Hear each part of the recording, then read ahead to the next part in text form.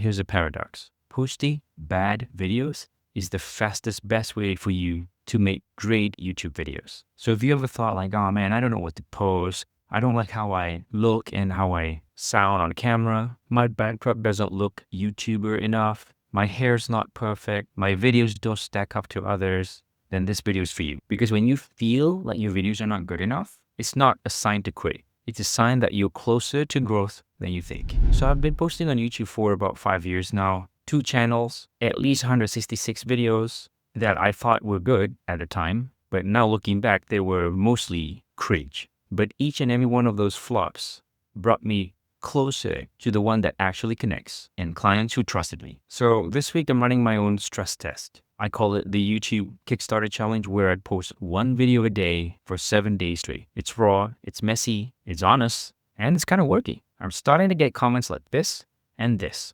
which means my content is starting to connect with my audience on an emotional level, which is what you want. So yesterday I gave you 5 easy to produce YouTube videos that I'm pretty sure you're ready to produce within 30 minutes. But when you start doing these videos, even though it should be easy, you'll start to doubt yourself. And in today's video, I'm going to be showing you posting that bad content isn't just allowed, but it's actually your key to growth. But hold on a minute, if posting bad content is the stepping stones to grow your channel, how can you mentally handle the constant YouTube video flops? Now, I don't know what your answer is, but I found mine by digging really deep on the true reasons why I wanted to start a YouTube channel in the first place.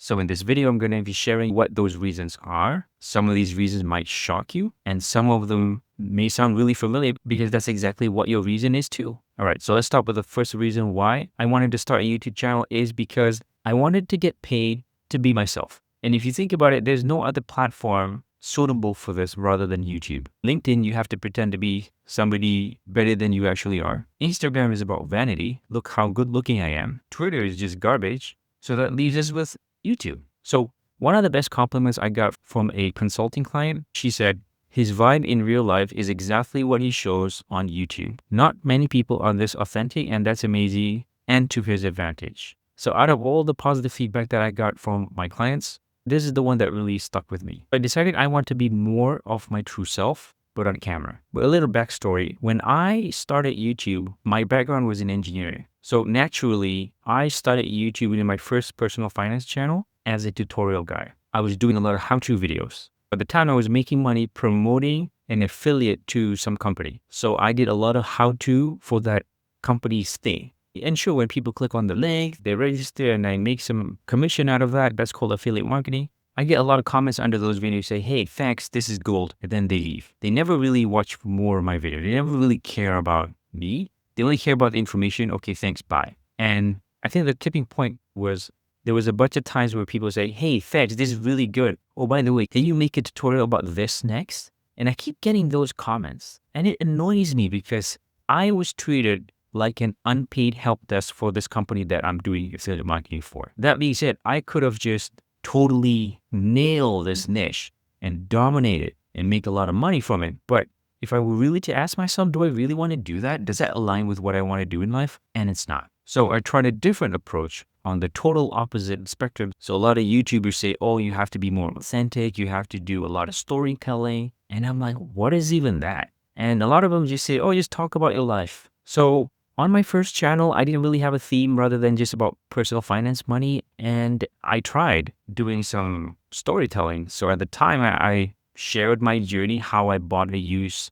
Vespa here in Malaysia, and I documented the process and how I did about buying it and all the paperwork. And that video did pretty well. And I get a lot of comments saying they really like my vibe, they really like the lifestyle, that kind of stuff. But when it came to promoting something for them to buy, they never buy. So they were there just because they like my vibe and the thing that I'm doing, but I find it hard to sell them something. So if you're doing YouTube as a business owner, your strategy should be completely different than the average YouTube guru. The sweet spot between making money online, selling your offer from YouTube, and being authentic at the same time so you don't get bored and you feel aligned is this. Your channel must be about one big promise, like one major topic. And within that channel, there's a bunch of playlists. So the playlist will talk about a bunch of subtopics around your big promise. the individual videos within the playlist, you will teach people something within that subtopic. You will insert stories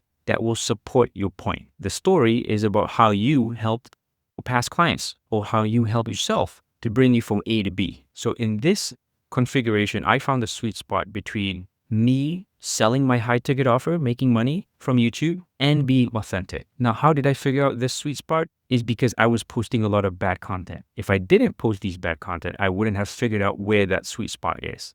Reason number 2 why I wanted to start this YouTube channel is I wanted to kill perfectionism. I want to publish faster is basically what it is. So before this, I needed to wait for everything to line up perfectly for me before I start recording YouTube videos like this. I need to have the perfect video idea, the perfect thumbnail, the perfect script, the perfect setup, the perfect timing where my kids are at school or they're already asleep. I need to have my perfect mood, perfect energy at the time of the recording, or else I don't want to do it. Everything must be aligned perfectly before I execute the recording. And let's be honest, in real life, nothing is perfect, which is why previously I posted 1 video a month, which is really bad. And I really didn't realize how much of a perfectionist I was until I ran this 7-day YouTube Kickstarter challenge where I forced myself to post 1 video a day. Like today, it's 1 a.m. It's really late because I started late. Life happens, but am I still posting? Yes. So no matter what the day looked like, I will post 1 video a day for 7 days straight. That's the challenge. So now my YouTube production time, it took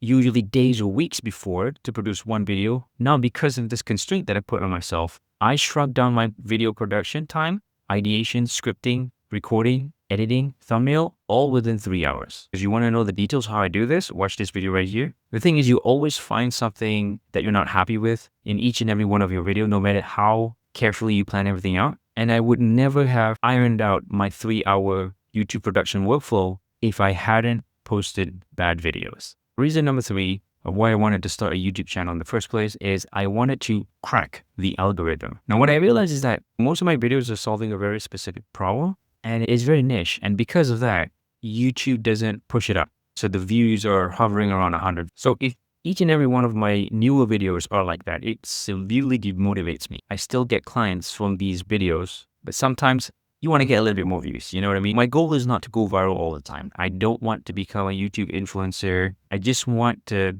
be well known in my niche and make enough money from client work that came from YouTube. That's all I want. So I work with a lot of mentors and I boiled it down to the number 1 reason why my YouTube channel is in the current state that it is. And that is weak packaging. So it's akin to, let's say you're selling the world's best tasty chocolate at the supermarket. You put it on the shelf, but the packaging is garbage. Nobody's going to pick it up, even though it's the best chocolate in the world. So it's similar to my thumbnails and titles. So because my videos are so niche, I tend to put titles and the thumbnail that addresses that very specific pain point. It's like too specific. What I should have done instead is the same video, just repackage it so it's less niche, it's broader, but not too broad to the point that it become clickbaity. Running this YouTube Kickstarter challenge is helping me figure out my packaging way faster than if I didn't run this YouTube challenge. Because I post more frequently, I have more data to make decisions from, and more experience.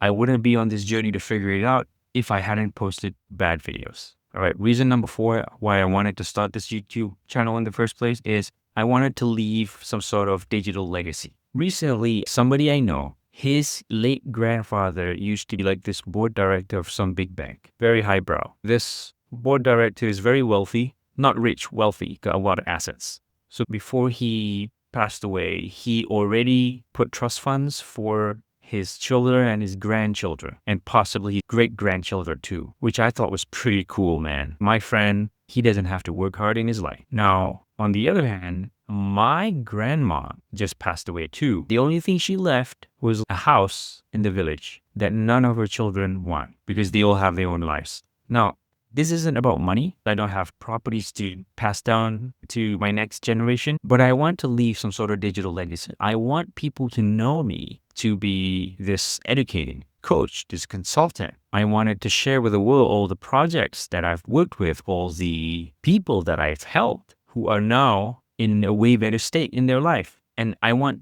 to show the impact of what I've achieved in life rather than just a regular 9 to 5. So the only way I could leave a legacy is through YouTube. Reason number 5 is about I want people to know me for those things, but I also want to be less boring and a lot more creative. So running this YouTube challenge forces me to be a lot more creative, a lot more chill, and less rigid. Because right now I'm shooting here in my studio and this is where I usually shoot. But sometimes I put a constraint on myself. Like, oh, I must film here. I must do it while nobody else is at home. I must have all these rules that I made up for myself. But when I ran the challenge, sometimes I can't have the space, so I had to shoot outside. Sometimes I have to shoot at the car. And that helps with the creativity part. And also it makes my video less boring because I change seats, but still low effort. YouTube content creation adjusts to your lifestyle rather than your lifestyle adjusts to making YouTube videos. Because you want to enjoy making YouTube videos, not feel like it's consuming you. And I would have stayed super rigid and boring if I didn't post bad videos. Now, reason number 6, I wanted to learn how to become a better storyteller. I connect with people and then they somehow become my client. So I want to do more of that better. So in this YouTube Kickstarter challenge, I narrowed down my YouTube production workflow from a couple of days to 3 hours. Within this 3-hour time frame, I started to realize how important it is to do the pre-production work. If I were to rank in order of the importance, the number one thing I spend the most time on is actually to validate the video idea. Do people want to listen to this in the first place? Number 2, I need to script the intro really tight. My intro is usually word for word. Then the body is a bunch of bullet points, but contains all these stories and the lessons. So when I present it, it's still natural, but it's in the order that I want it. That would make sense for the viewer. Then I script the call to action. So now you know this, next you want to know how to do that. So that gets them binging. And number 5 is the thumbnails. Super important, but I do this right after I script everything so I have the most context of what this video is about.